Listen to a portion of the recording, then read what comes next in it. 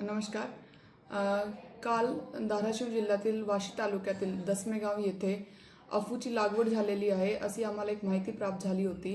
त्या माहितीची शहानिशा करून त्याच्यावरती कायदेशीर कारवाई करण्यासाठी स्थानिक गुन्हे शाखेचे PI विनोद इजपवार यांना मी सूचित केला होता आणि त्याची शहानिशा करून त्यांनी असं मिळाला की तिथे अफूची लागवड झालेली आहे. त्यावरती NDPS कायद्याप्रमाणे कारवाई करण्यात आली. त्या कारवाईमध्ये 400 किलो अफूचे बोंड आणि फूल असे आम्हाला मिळाले, ज्याची बाजाराची किंमत कमीत कमी 72 लाख अशी आहे. त्यामध्ये पुढील कायदेशीर कारवाई चालू आहे.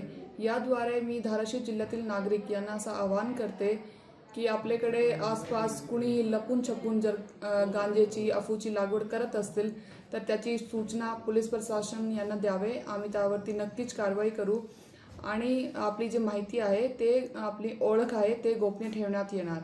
थँक्यू.